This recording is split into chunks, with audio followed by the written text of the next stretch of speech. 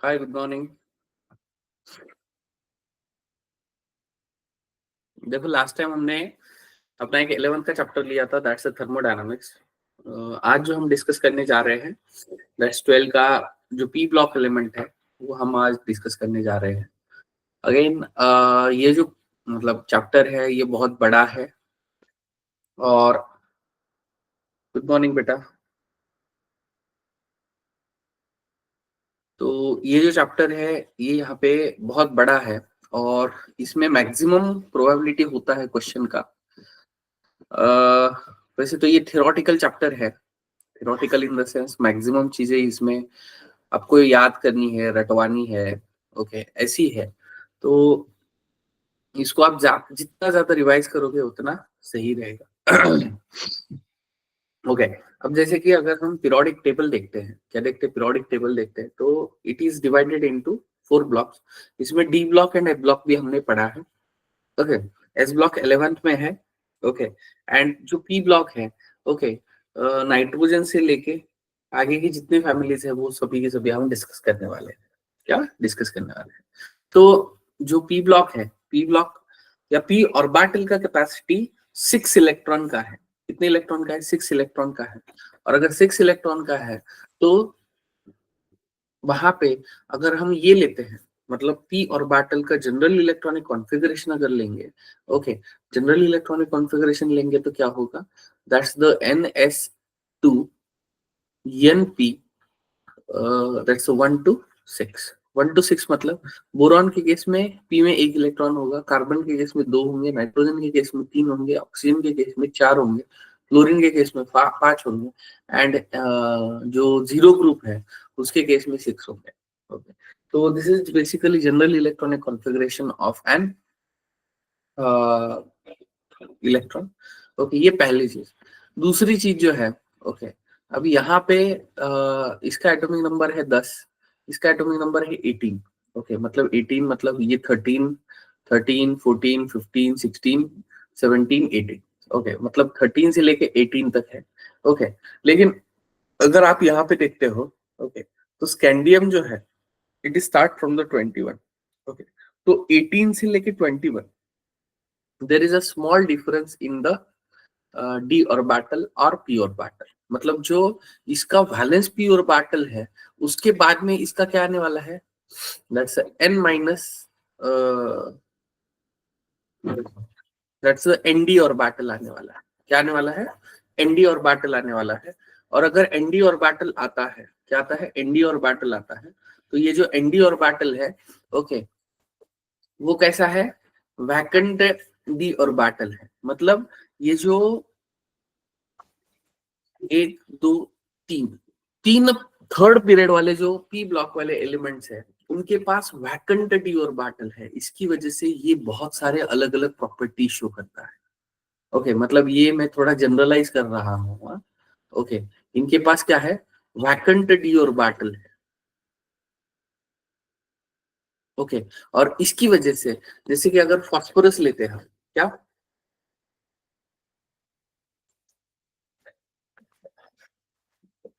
Phosphorus 5 तक valency show करता है।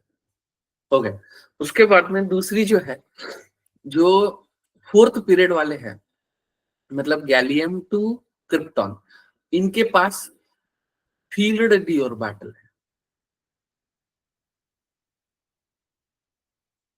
Okay, अब देखो, एक के पास वैकेंट है, एक के पास फील्ड है। तो इसकी वजह से जो पीरियड थर्ड एंड फोर्थ वाले जो एलिमेंट्स है ये कैसे बिहेव करते हैं? थोड़ा अलग टाइप से बिहेव करते हैं। क्या अलग टाइप से बिहेव करते हैं? अलग टाइप से मतलब इनमें ज्यादा से ज्यादा आपको एक्सेप्शन मिलने वाले हैं। क्या इनमें ज्यादा से ज्यादा एक्सेप्शन मिलने वाले हैं? क्लियर? ओके, मतलब जब भी third period and fourth period के बारे में कुछ भी होगा तो मैक्सिमम टाइम्स उनका जो रीजन होता है वो यही होता है। क्या उनका जो रीजन होता है वो यही होता है कि वैकेंट डी ऑर्बिटल है और फील्ड डी ऑर्बिटल है। क्लियर? उसके बाद में अब देखो, जैसे अगर हमने boron, aluminium, gallium, indium, thallium, अब ये जो थैलियम है it is basically present in the 6th period. और 6th पीरियड में हमें पता है यहाँ पे लैंथेनाइड्स होते हैं और यहाँ पे क्या होते हैं, एक्टिनाइड्स होते हैं। ये जो लैंथेनाइड्स है, ये लैंथेनाइड कॉन्ट्रैक्शन शो करते हैं। क्या? लैंथेनाइड कॉन्ट्रैक्शन शो करते हैं। और वैसे एक्टिनाइड शो करेंगे, लेकिन उसके नीचे के एलिमेंट्स हम लेते ही नहीं है, क्योंकि वो सिंथेटिक है, मैनमेड है। क्या? सिंथेटिक है, मैनमेड है। ओके, तो बेसिकली ये जो थैलियम है, थैलियम के ऊपर, ओके, ये यहाँ पे क्या होने वाला है, लैंथेनाइड कॉन्ट्रैक्शन वहां पे अफेक्ट करने वाला है।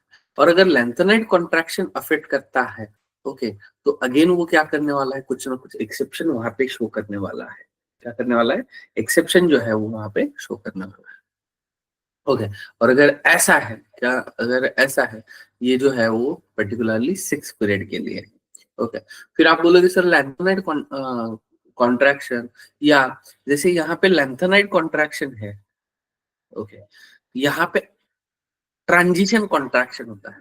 तो बेसिकली ये जो lanthanide contraction and transition contraction है, ओके, ये बेसिकली इन दो ग्रुप के ऊपर वहां पे ऑब्जर्व करने को मिलता है।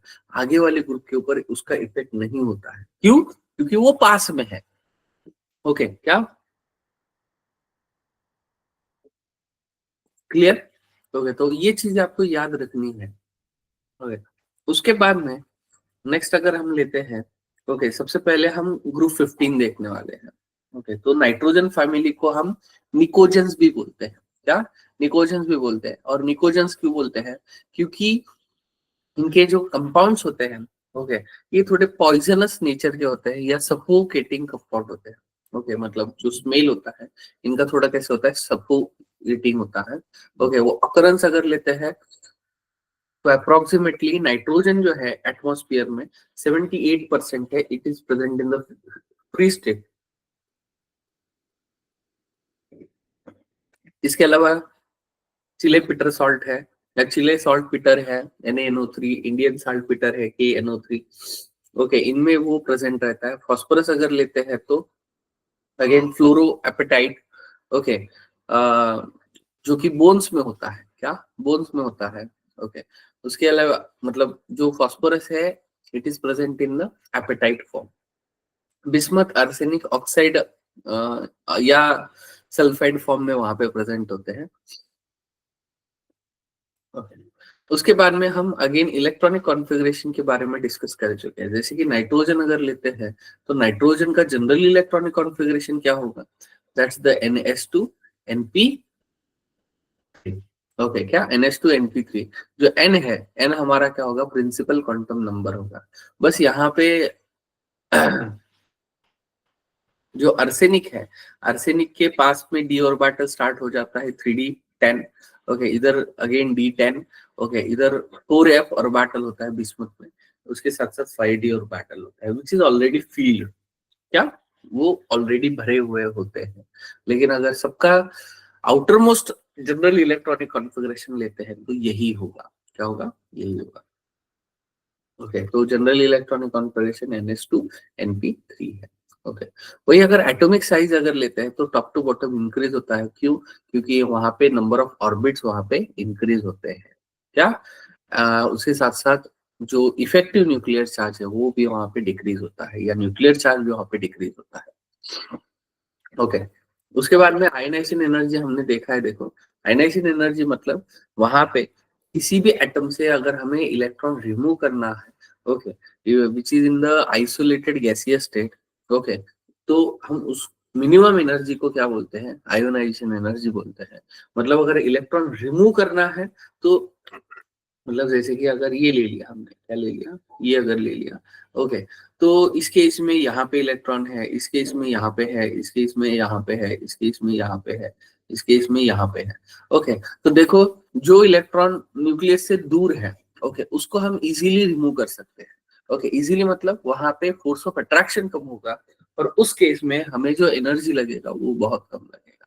और अगर कम लगता है तो उसी को हम क्या कहते हैं, that's ionisation energy, ionisation potential.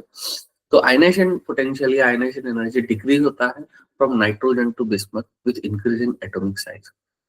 वही अगर नाइट्रोजन एंड फास्फोरस लेते हैं तो बेसिकली नॉन मेटल से आर्सेनिक, एंटीमनी, मेटलॉइड है एंड बिस्मथ जो है वो प्रॉपर मेटल है, मतलब अगेन हम top to bottom metallic character वहां पे क्या होता है, इंक्रीज होता है। ओके, उसके बाद में ऑक्सीडेशन स्टेट अगर लेते हैं तो जो नाइट्रोजन है ना, या नाइट्रोजन फैमिली है, nitrogen family shows minimum oxidation state is that is -3 to +5। Okay, इनके बीच में ऑक्सीडेशन स्टेट वो शो करता है, क्या करता है, इनके बीच में ऑक्सीडेशन स्टेट शो करता है। इसके अलावा बाकी जैसे ये हाइड्रोक्लोरिक एसिड है तो -1/3 भी शो करता है। ओके, क्या -1/3 भी शो करता है, मतलब which is included in the -3 to +5, क्या -3 टू +5। ओके, तो ये कुछ कंपाउंड्स है, क्या ये कुछ कंपाउंड्स है जिनके वहां पे क्या बोलते हैं ऑक्सीडेशन स्टेट वहां पे ये है। अब देखो यहाँ पे ये जो ऑक्सीडेशन स्टेट है, ओके, जैसे जैसे हम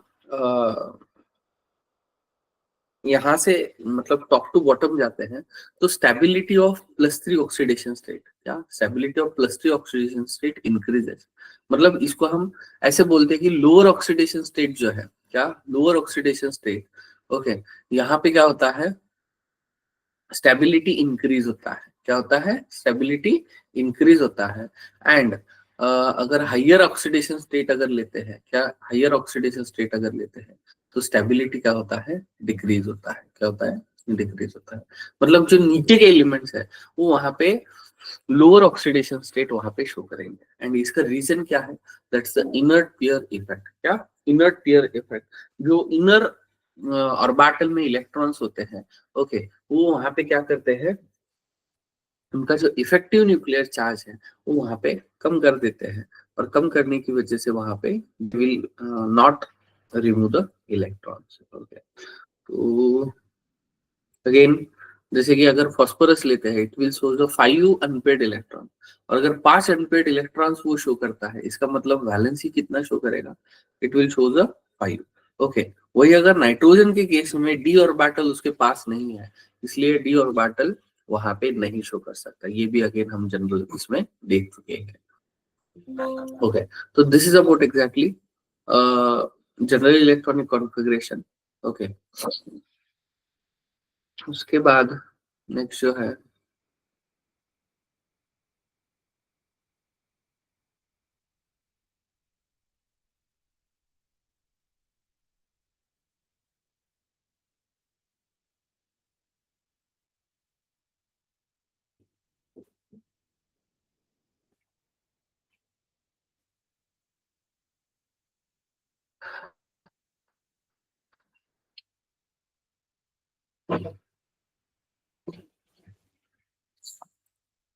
उसके बाद में chemical properties of the group 15 elements. अभी बेसिकली जो क्वेश्चंस होते हैं इसी के ऊपर होते हैं, क्या इसी के ऊपर होते हैं।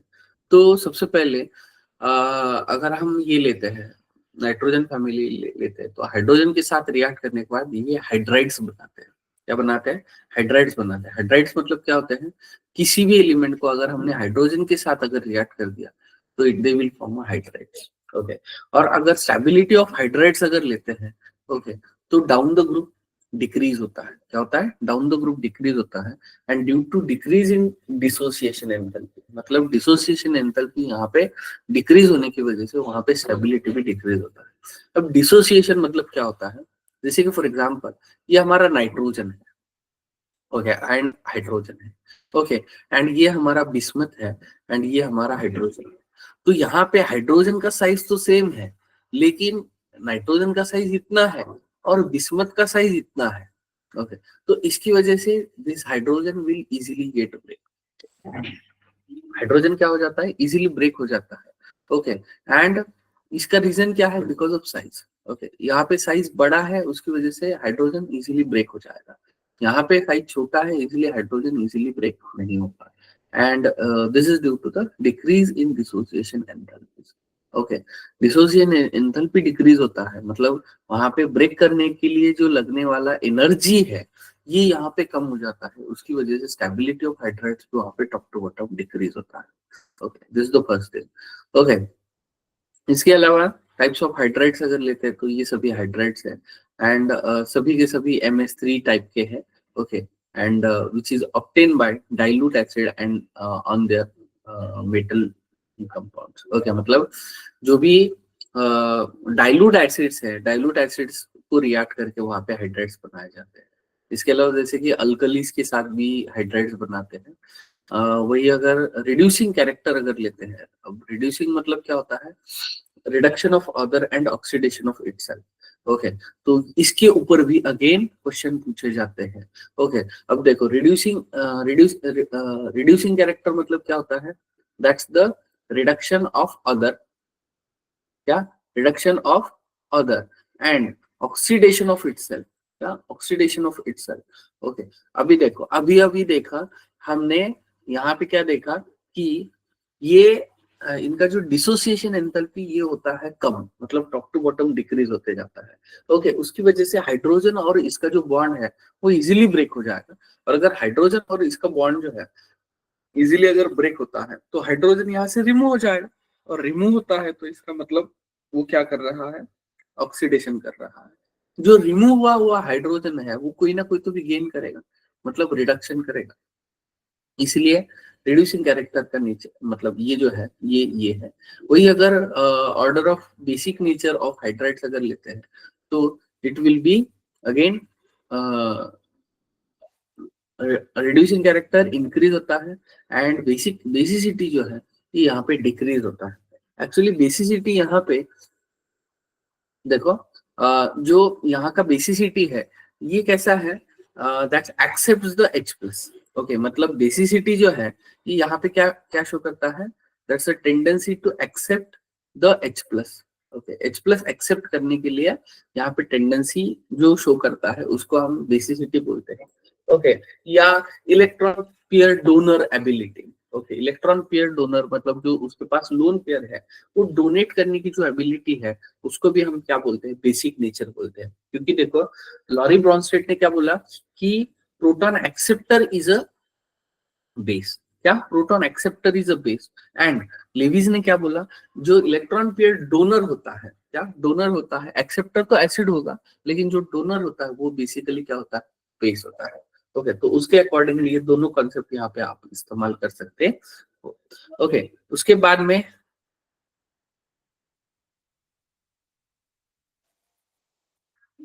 केमिकल प्रॉपर्टीज में सेकंड अगर लेते हैं तो रिएक्टिविटी टुवर्ड्स ऑक्सीजन। ओके, तो यहाँ पे बेसिकली दो कंपाउंड्स बनाते हैं। Okay, that's M2O3 and M2O5। क्या, M2O5। तो देखो यहाँ पे अगर M जो है, M मतलब नाइट्रोजन से लेके बिस्मुथ कोई भी एलिमेंट ले सकते हैं। अब देखो यहाँ पे इसका ऑक्सीडेशन स्टेट जो है वो +3 है।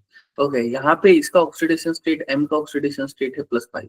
ओके, तो जो ऑक्साइड्स है, oxides in the higher oxidation state of the element more acidic than the lower oxidation state. Okay, मतलब यहाँ पे जो भी ऑक्साइड्स है, अब देखो अगर हमने मेटल ऑक्साइड्स ले लिया, क्या ले लिया, मेटल ऑक्साइड अगर ले लिया, तो मेटल ऑक्साइड कैसे होते हैं, बेसिक नेचर के होते हैं।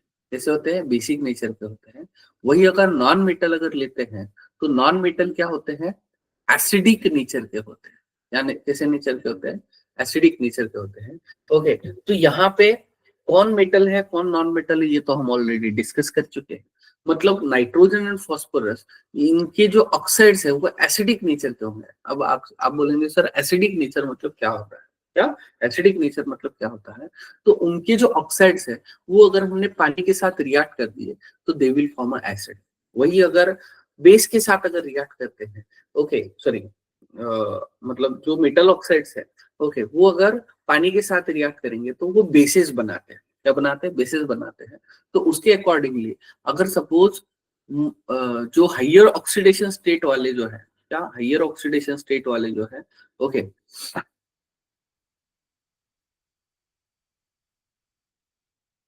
Are more acidic than the lower oxidation state. Okay, वही एसिडिक कैरेक्टर जो है डिक्रीज होता है। Okay, down the group. Okay, acidic character decrease होता है डाउन द ग्रुप। क्यों, क्योंकि lower oxidation state will be preferred at the bottom. Okay, और यहाँ पे क्या बोला है, मोर, मतलब जितना हायर ऑक्सीडेशन स्टेट होगा उतना उसका एसिडिक कैरेक्टर वहां पे क्या होगा, ज्यादा होगा। ओके, उसके अलावा trioxides of nitrogen and phosphorus are purely acidic that of the arsenic and antimony. Okay, अभी देखो arsenic and antimony are amphoteric and bismuth is predominantly basic. Okay, क्योंकि वो पूरा का पूरा मेटल है। तो आर्सेनिक यानी और जो एंटीमनी है ये हमारे एम्फोटेरिक नेचर में आते हैं। एम्फोटेरिक नेचर में कैसे आते हैं? तो ये जो मेटल ऑक्साइड्स है या ये जो एलिमेंटल ऑक्साइड्स है ये यहाँ पे acid as well as base के साथ रिएक्ट कर सकते हैं।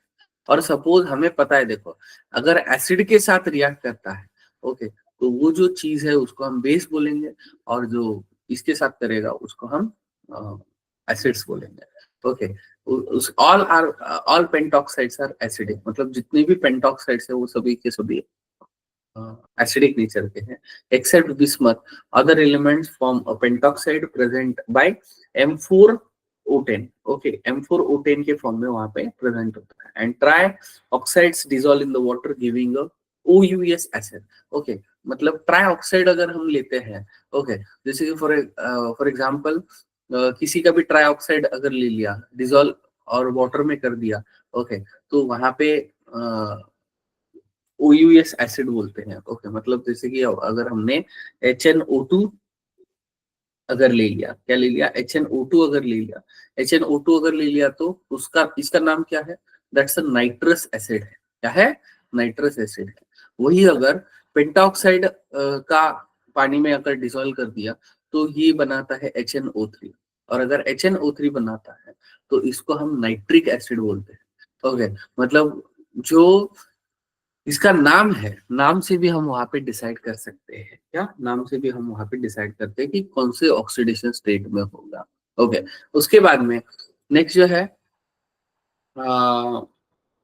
दैट्स द मेटल के जो कंपाउंड्स है, क्या मेटल के जो कंपाउंड्स है they will also show the -3 oxidation state. Okay, जैसे मैंने आपको बोला कि -3 से लेके +5 पूरे के पूरे ऑक्सीडेशन स्टेट, बीच के ऑक्सीडेशन स्टेट वो शो कर सकता है। Okay, so 6 Mg plus N2, it will use 2 Mg3 N2, and calcium plus P4, it will use Ca3 P2. Okay, उसके बाद में नेक्स्ट जो है दैट्स रिएक्टिविटी टुवर्ड्स हैलोजन है। ओके, क्या ये रिएक्टिव टुवर्ड्स मेटल है, देखो। ओके, मतलब वहां पे -3 ऑक्सीडेशन स्टेट वो शो करेंगे। ओके, क्यों? क्योंकि मेटल्स हमेशा पॉजिटिव ऑक्सीडेशन स्टेट शो करते हैं। उसके बाद में रिएक्टिविटी टुवर्ड्स हैलोजन अगर लेते हैं, ओके, तो again again try halides and penta halides वहां पे बनाते हैं। Nitrogen does not form penta halides. Okay, क्या मतलब पूरे नाइट्रोजन फैमिली में नाइट्रोजन यहाँ पे पेंटा हैलाइड नहीं फॉर्म करता है, बिकॉज ऑफ डी ऑर्बिटल जो है वहां पे नहीं है, इसीलिए। ओके, उसके अलावा penta halides are more covalent than the tri halides because of the higher oxidation state exerts a more polarization power.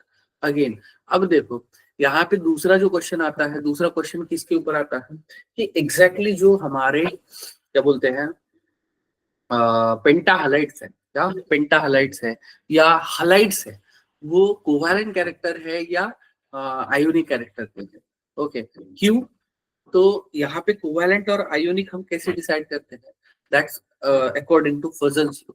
मतलब अगर स्मॉलर कैटायन अगर होगा एंड लार्जर एनायन अगर होगा, ओके, तो वहां पे वो क्या करता है, वहां पे जो क्या बोलते हैं वहां पे जो है वो कोवैलेंट कैरेक्टर शो करता है। लेकिन वही अगर उल्टा होगा तो वो आयनिक कैरेक्टर शो करता है। ओके, उसके अलावा all tri halides of these element except nitrogen are stable, सबके सब स्टेबल है। Okay, tri halide, okay, nitrogen को छोड़ के। In case of nitrogen halide only NF3 is stable. Okay, क्यों? क्योंकि यहाँ पे नाइट्रोजन एंड फ्लोरीन में अगर हम लेते हैं तो इनके जो एनर्जी लेवल्स है सेम एनर्जी लेवल्स है, और जितने एनर्जी सेम एनर्जी लेवल्स की ओवरलैपिंग होता है वहां पे उतना स्ट्रॉन्गर वहां पे बॉन्ड फॉर्मेशन होता है। ओके, वही अगर trihalides except BiF3 are predominantly covalent in nature. क्या? अगेन जो बिस्मथ है वो बिस्मथ लार्जर साइज का है, फ्लोरीन सबसे स्मॉलर है। क्या? तो वो वहां पे कोवैलेंट कैरेक्टर का होता है। ओके, तो आपको इसके ऊपर भी क्वेश्चन पूछे जाते हैं कि कोवैलेंट कौन सा है, आयोनिक कौन सा है। ओके, उसके बाद में कंपाउंड्स ऑफ नाइट्रोजन अगर लेते हैं तो नाइट्रोजन में सबसे पहला जो कंपाउंड है दैट्स N2। ओके, N2 जैसे हमें पता है कि पूरे सराउंडिंग में वहां पे प्रेजेंट है, और सराउंडिंग में प्रेजेंट है तो ये तो है, मतलब उसको हम सेपरेट तो कर सकते हैं, लेकिन अगर हमें लेबोरेटरी में बनाना है तो NH4Cl प्लस NaNO2, तो उसके साथ में डाई नाइट्रोजन वहां पे मिलता है।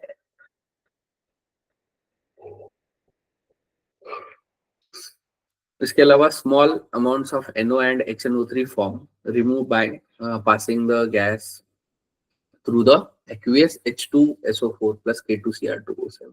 ओके, वही अगर कमर्शियल मेथड लेते हैं तो जैसे आपने कोविड में देखा होगा कि ऑक्सीजन, यहाँ पे ऑक्सीजन टैंक्स वहां पे लग रहे थे, तो ऑक्सीजन कहीं मतलब किसी केमिकल प्रोसेस में बना रहे थे क्या? नहीं, just we can carry out, मतलब टेक द ईयर। ओके, उसमें जो ऑक्सीजन है, ओके, उसको उसको हम सेपरेट कर देते हैं और बाकी की गैसेस को रिमूव कर देते हैं। ओके, या सिंपली अगर नाइट्रोजन के लिए मेथड अगर हम लेते हैं तो लिक्विफिकेशन करते हैं सबसे पहले तो ईयर का, उसके बाद में फ्रैक्शनल डिस्टिलेशन करके वहां पे नाइट्रोजन को रिमूव किया जाता है। क्या? नाइट्रोजन को रिमूव किया जाता है।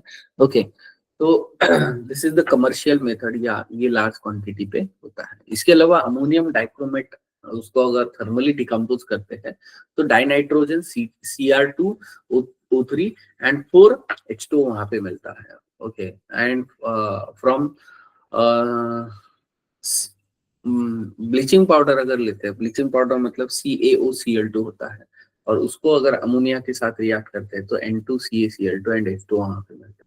उसके अलावा थर्मल डिकम्पोजिशन अगर करते हैं तो Na3 it will give the 2Na plus 3N2। वही अगर बेरियम अजाइड अगर लेते हैं तो वहां पे बेरियम एंड नाइट्रोजन वहां पे मिलता है, and highly pure form of dinitrogen is obtain by this method. मतलब ये सबसे इफिशिएंट मेथड है जिसमें हमें डाइनाइट्रोजन वहां पे मिलता है।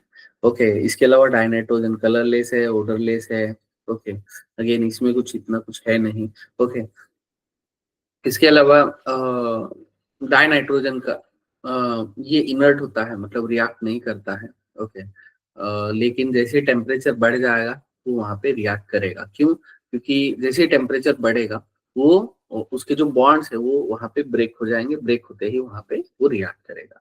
ओके, मतलब रिएक्टिविटी जो है वो नॉर्मल टेम्परेचर को नहीं बताएगा, it will show at higher temperature. Okay, जैसे कि एक्शन ऑफ मेटल है विद द नाइट्रोजन है। ओके, मतलब मेटल को अगर हमने नाइट्रोजन के साथ रिएक्ट कर दिया तो वो नाइट्राइड्स बनाता है। ओके, जैसे कि लिथियम नाइट्राइड है, मैग्नीशियम नाइट्राइड है, एल्यूमिनियम नाइट्राइड है। अगेन यहाँ पे ऑक्सीडेशन स्टेट जो है वो -3 वो वहां पे शो करेगा। ओके, उसके बाद में ऑक्सीजन के साथ अगर रिएक्शन करते हैं तो नाइट्रिक ऑक्साइड मिलता है। ओके, लेकिन अगेन 2000 केल्विन है। 2000 केल्विन मतलब अप्रोक्सीमेटली 1600 से 1700 डिग्री सेल्सियस, और 1600 से 1700 डिग्री सेल्सियस मतलब टेम्परेचर क्या है? अच्छा खासा है। और अगर अच्छा खासा है तो वहां पे वही हम बोलते हैं। वही अगर कैल्शियम कार्बाइड अगर लेते हैं, अब ये जो है वो कैल्शियम कार्बाइड है, calcium and carbon, triple bond carbon. Okay, ये जो साइक्लिक स्ट्रक्चर है कैल्शियम कार्बाइड का है। वही अगर नाइट्रोजन रिएक्ट करते हैं तो ये यहाँ पे क्या बनाता है? दैट्स जैसे कैल्शियम साइनामाइड बनाता है, एंड द बाय प्रोडक्ट बोल के कार्बन ग्रेफाइट बनाता है। ओके, मतलब CaCN ट्वाइस बनाता है। अगेन 1000 डिग्री सेल्सियस है, मतलब 1000 सेल्सियस को ये रिएक्शन होता है। डायनाइट्रोजन के साथ अगर डाइहाइड्रोजन के साथ अगर करते हैं, ओके, तो यहाँ पे अमोनिया बनाता है, and ammonia is most useful compound of nitrogen which we use in the larger quantity. Okay, मतलब जिसमें जिसमें नाइट्रोजन कंटेनिंग है ना, उस सभी इसमें NH3 का इस्तेमाल होता है। ओके, वही अगर जो डाइनाइट्रोजन है, manufacture of ammonia industrial chemical containing nitrogen, मतलब जिसमें नाइट्रोजन लगता है उसमें हम अमोनिया का इस्तेमाल करेंगे। ओके, एंड इनर्ट एटमॉस्फेयर के लिए नाइट्रोजन, सिर्फ नाइट्रोजन यहाँ पे इस्तेमाल किया जाता है। For example in and iron and steel industry. Okay, देखो आयरन एंड स्टील जो है, ओके, ये कैसे है? करोजिव है। करोजिव मतलब यहाँ पे क्या होते हैं? इमीडिएटली करोजन ये कैरी आउट कर सकते हैं। ओके, मतलब ऑक्सीजन के प्रेजेंस में अगर होगा तो इमीडिएटली करोजन कैरी आउट करते हैं। लेकिन उसकी जगह पे हमने उसका जो सराउंडिंग है, माहौल जो है, ओके, वो अगर किसी इनर्ट गैस का दे दिया, जैसे कि नाइट्रोजन का दे दिया, तो it will that nitrogen will not react with the iron and steel. Actually steel क्या है हमारा, अलॉय है। क्या स्टील क्या है हमारा, अलॉय है। और ये जो स्टील है okay which is made up of the carbon and iron. Okay carbon and iron से वहां पे बनाया गया है।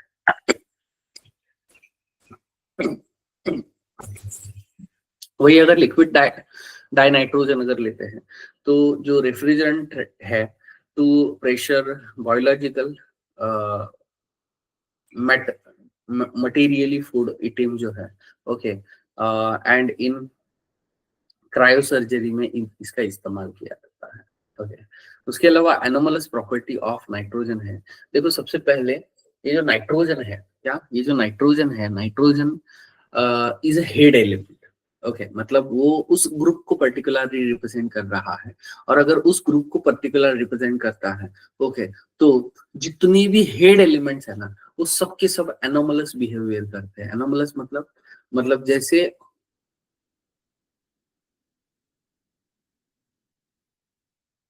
Just 1 minute.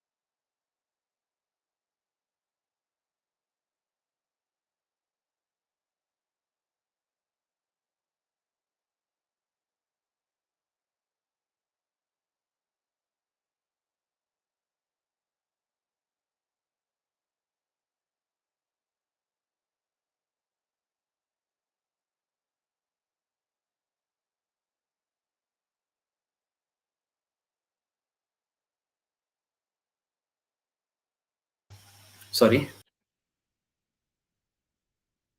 ओके तो सबसे पहले इसका एक तो स्मॉल साइज होता है, मतलब अप्रोक्सीमेटली यही चीज आप सभी को अप्लाई कर सकते हो। क्या सभी को अप्लाई कर सकते हो? सभी मतलब नाइट्रोजन, उसके बाद कार्बन, ऑक्सीजन, ओके, हेलोजन, इन सब के लिए आप ये अप्लाई कर सकते हैं। ओके सबके लिए रीजन सेम है। ओके मतलब आपको अलग अलग देखने की जरूरत नहीं है। ओके तो जैसे कि स्मॉल साइज होता है, हाई इलेक्ट्रोनेगेटिविटी होता है, हाई एनाइजेशन पोटेंशियल होता है या एंथैल्पी होता है, एंड इनके पास डी ऑर्बिटल वहां पे अवेलेबल नहीं होता है। ओके लेकिन नाइट्रोजन के पास एक यूनिक एबिलिटी है, that's a P pi multiple bonds वो बना सकता है। ओके पी पाई मतलब यहाँ पे क्या होता है, जो नाइट्रोजन है, क्या ये जो नाइट्रोजन है हमारा, nitrogen contains N triple bond N. Okay which having a one lone pair। Okay तो ये जो ट्रिपल बॉन्ड है इसमें एक क्या है, एक सिग्मा है एंड दो पाई है। क्या एक सिग्मा और दो पाई है?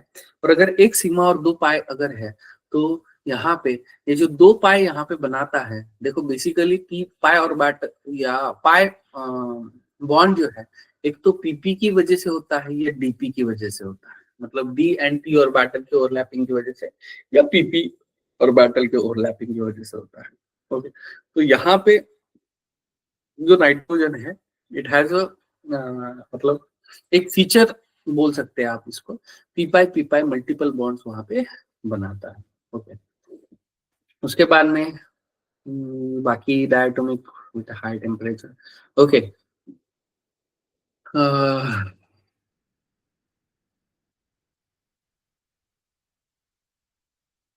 ओके उसके बाद प्रिपरेशन ऑफ अमोनिया है। प्रिपरेशन ऑफ अमोनिया में सबसे पहला जो लेबोरेटरी मेथड है, NH4Cl twice it will use 2NH3 plus CaCl2 plus 2H2। Okay यहाँ पे अमोनिया वहाँ पे वो बनाता है। अब बेसिकली जो अमोनिया है it is prepared by Haber's process. Haber's process में यहाँ पे हैबर्स प्रोसेस में basically Fe as a catalyst इस्तेमाल किया जाता है एंड MO जो है मोलिब्डेनम जो है वो कैटालिटिक प्रमोटर इस्तेमाल किया जाता है। Approximately 500 degree Celsius and 200 ATM वहाँ पे प्रेशर होता है and N2+3H2 it will use die nitrogen and dihydrogen यहाँ पे रिएक्ट करके अमोनिया वहाँ पे बनाएगा। ओके, तो this is basically Haber's process. Okay, इसके अलावा कैटालिस्ट जो है ओके मतलब porous and finely divided iron oxide लेते हैं मोलिब्डेनम और K2O and Al2O3 they will act as a promoter, मतलब आयरन को ज्यादा से ज्यादा प्रमोट करने का काम यहाँ पे वो करते हैं। ओके, तो ये बेसिकली एक डायग्राम है जिसमें हम मतलब देखो जैसे कि हाइड्रोजन इधर से अंदर ले लिया, नाइट्रोजन ले लिया, कंप्रेसर है having the pressure 20 mega pascal. Okay, इसके अलावा ये डायरेक्टली कैटालिस्ट के साथ इंटरैक्ट कर दिया, कैटालिस्ट के साथ इंटरैक्ट करने के बाद ये रिएक्ट होकर लिक्विड NH3 बनाता है। जो बचा हुआ H2 and unreacted H2 and N2 है वो वहां पे पंप के थ्रू यहाँ पे अगेन कंप्रेसर में भेज दिया जाता है। ओके, तो अगेन इसके ऊपर मेथड मतलब क्वेश्चन नहीं पूछे जाते हैं। Okay, basically promoter sorry catalyst catalytic promoter इसी के ऊपर क्वेश्चन जो है पूछे जाते हैं। ओके, इसके अलावा डिहाइड्रेटिंग एजेंट है देखो, अगेन ये 3 डिहाइड्रेटिंग एजेंट आपको याद रखने हैं H2SO4 P2O5 and anhydrous CaCl2। Okay, मतलब ये एसिडिक है, ये भी एसिडिक है। Okay, and forms this forms the complex. Okay, and again ये जो डिहाइड्रेटिंग एजेंट है रिएक्ट विद NH3 है, रिएक्ट विद NH3 है। ओके, अगेन ये रिएक्ट विद NH3 है। ओके, भाई अगर मॉइस्ट NH3 अगर is dried over quick lime, okay मतलब जो क्विक लाइम है ये वो जो है ओके उसको वो इमीडिएटली क्या कर सकता है, ड्राई कर सकता है। ओके, उसके बाद में प्रिपरेशन ऑफ अमोनिया अगर ले लेते हैं, okay that's calcium carbide dinitrogen it will use calcium cyanamide and carbon. Okay, and in दोनों के मिक्सचर को हम नाइट्रोलिम बोलते हैं। क्या बोलते हैं? नाइट्रोलिम बोलते हैं। ये जो नाइट्रोलिम है वो जैसे हम पानी के साथ रिएक्ट करेंगे अमोनिया एंड कैल्शियम कार्बोनेट यहाँ पे मिल जाएगा। क्या? कैल्शियम कार्बोनेट यहाँ पे मिल जाएगा। ओके, उसके बाद में केमिकल प्रॉपर्टीज अगेन क्लोरीन के साथ अगर रिएक्ट करते हैं तो ammonium chloride plus N2 gas बनाता है। एक्सेस क्लोरीन के साथ देखो, पहले एक्सेस NH3 ले लिया, क्या ले लिया? एक्सेस NH3 ले लिया तो वहां पे अमोनियम क्लोराइड बन गया। ओके, जब हमने एक्सेस Cl2 ले लिया तो नाइट्रोजन ट्राइक्लोराइड बनता है। क्या? नाइट्रोजन ट्राइक्लोराइड बनता है। अभी देखो यहाँ पे जो एक्सेस है क्या एक्सेस के हिसाब से यहाँ पे डिसाइड किया है। ओके, उसके बाद ब्रोमीन अगर लेते हैं तो अमोनियम ब्रोमाइड बनाता है, आयोडीन अगर लेते हैं तो नाइट्रोजन ट्राइआयोडाइड अमोनियम बनाता है। ओके, मतलब यहाँ पे अलग अलग प्रोडक्ट्स वो बनाता है। अगेन ये आपको याद ही रखने पड़ेंगे। ओके, मतलब बस यही दिक्कत है बेसिकली इस चैप्टर में कि जितनी भी चीजें हैं आपको क्या करनी पड़ती है, याद ही करनी पड़ती है। Okay, ammonia precipitate, the hydroxides of many metals forms their salt. Okay, मतलब जो NH4OH है वो वहां पे ज्यादा से ज्यादा प्रेसिपिटेट वहां पे बनाता है। वही अगर ZnSO4+2NH4OH अगर लेते हैं तो it will give the white precipitate, मतलब जो जिंक को प्रेसिपिटेट करने का काम है वो कौन करता है? हमारा NH4OH करता है। वही अगर Fe को प्रेसिपिटेट करने का काम कौन करता है? NH4OH करता है। या जो अमोनिया है, ammonia is also use in the that's the qualitative analysis. क्या? क्वालिटेटिव एनालिसिस में भी वहां पे उसका इस्तेमाल किया जाता है। Due to presence of lone pair of ammonia, ammonia is used for the detection of metals ions such as copper, Ag, इनका वहां पे इस्तेमाल किया जाता है। वही अगर Ag एंड Cu अगर लेते हैं, क्या लेते हैं? Ag एंड Cu अगर लेते हैं तो यहाँ पे कलरलेस या डीप ब्लू कलर वहां पे बनाता है। ओके, उसके अलावा नेस्लर्स रिएजेंट है देखो, नेस्लर्स रिएजेंट में HgI2 एंड 2Ki वहां पे बनाता है, दैट्स K2HgI4 वहां पे बनता है। तो इसको हम नेस्लर्स रिएजेंट बोलते हैं। और ये जो नेस्लर्स रिएजेंट है ये बेसिकली यहाँ पे नाइट्रोजन डिटेक्ट करने के लिए या ये देखने के लिए यहाँ पे बनाया जाता है। ओके, या आयोडाइड ऑफ मिलन्स बेस वहां पे होता है। Okay, due to presence of lone pair of electron in the nitrogen atom, okay, NH3 Lewis base बोल के एक्ट कर सकता है, या लॉरी ब्रोंस्टेड बेस बोल के एक्ट कर सकता है। ओके, जो कि इलेक्ट्रॉन डोनेट करने के काम में करता है। ओके, इसके अलावा डिटेक्शन ऑफ मेटल में भी इसका इस्तेमाल किया जाता है। ओके, स्ट्रक्चर ऑफ अमोनिया अगर लेते हैं तो बेसिकली अमोनिया का जो स्ट्रक्चर है, अमोनिया का जो स्ट्रक्चर है, ये sp3 हाइब्रिडाइजेशन है। क्या sp3 हाइब्रिडाइजेशन है, जिसमें एक लोन पेयर है और 3 बॉन्ड पेयर है। ओके, एंड अगर हम बॉन्ड एंगल अगर लेते हैं तो 107.8 डिग्री है। एक्चुअल में टेट्राहेड्रल का angle, bond bond angle 109.28 minute होता है, लेकिन ये डिक्रीज हुआ है। डिक्रीज क्यों हुआ है?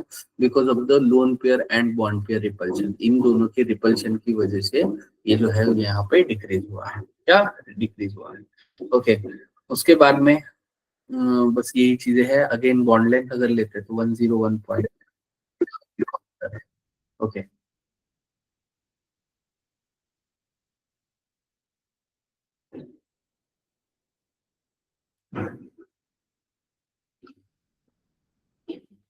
अगेन ये उसके एप्लीकेशन से देखो, जैसे कि cooling agent in the refrigerants जो है वो इस्तेमाल करते हैं।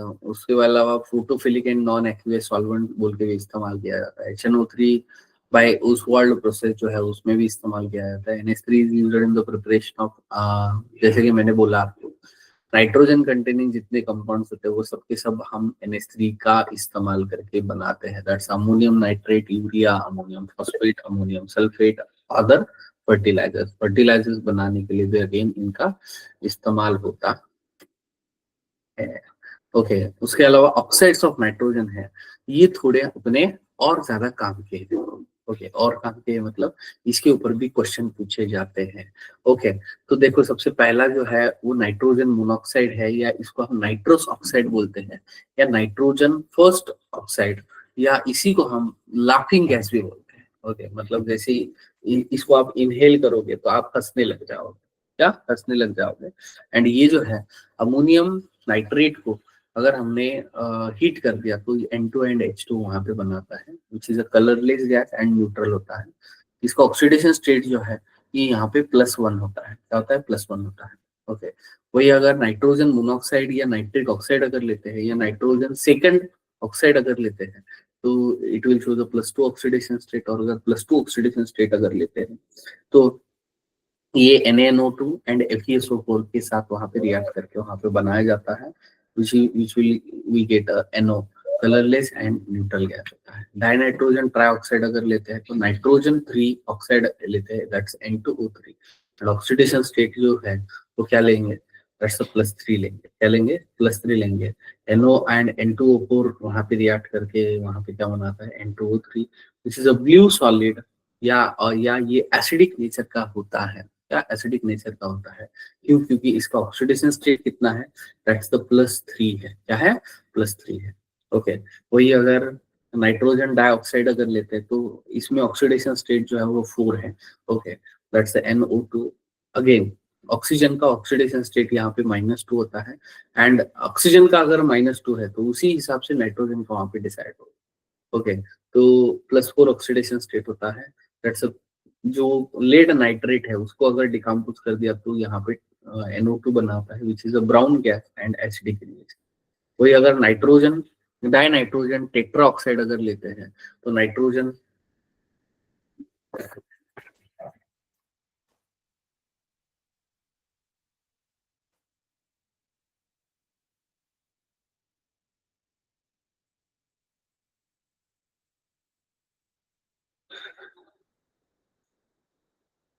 वही अगर N2O5 अगर लेते हैं, N2O5 लेंगे तो क्या होगा? +5 ऑक्सीडेशन स्टेट होगा। एंड +5 है तो 4NH HNO3 +P4O10। अगेन ये N2O5 बनाता है, कलरलेस एंड एसिडिक सॉलिड है। अगेन हाइयर ऑक्सीडेशन स्टेट है। ओके, तो ये जो टेबल है ये बहुत बहुत काम का है। क्या? बहुत काम का है। ओके, उसके बाद में नाइट्रिक ऑक्साइड है। अगेन NaNO2 एंड H2SO4 की रिएक्शन से हम HNO3 बना सकते हैं। Okay,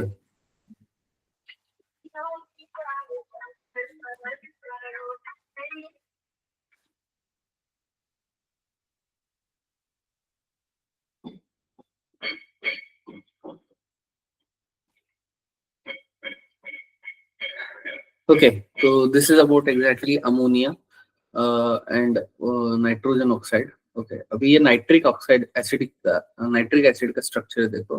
HON double bond O O HNO3 जो है वो प्लेनार मॉलिक्यूल है. दैट्स अ प्लेनार मॉलिक्यूल है. वही अगर बॉन्ड लेंथ ऑफ HO लेते तो 96 पिकोमीटर है. ओके, ON लेते हैं तो 146 पिकोमीटर है. बॉन्ड एंगल जो है वो 102. एंड देखो ऑक्सीजन ऑक्सीजन नाइट्रोजन ऑक्सीजन, ये जो बॉन्ड एंगल है 130 है. वही अगर ये लेते हैं oxygen nitrogen and sorry hydrogen oxygen and nitrogen तो 102 है. ओके, तो अगेन प्लानर स्ट्रक्चर आपको याद रखना है. Okay, reaction with nitric acid. अब ये एसिड के हेलो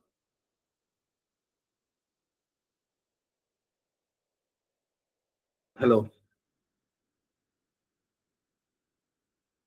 ओके, कॉपर का रिएक्शन अगर HNO3 के साथ करते हैं तो मेटल एंड एसिड वहां पे बनाता है या मेटल सॉल्ट वहां पे बनाता है. मतलब अप्रोक्सीमेटली सभी वो वहां पे मेटल सॉल्ट ही बनाएंगे. ओके, वही अगर फास्फोरस लेते हैं तो फास्फोरिक एसिड बनाते हैं. आयोडीन लेते हैं तो आयोडिक एसिड बनाते हैं.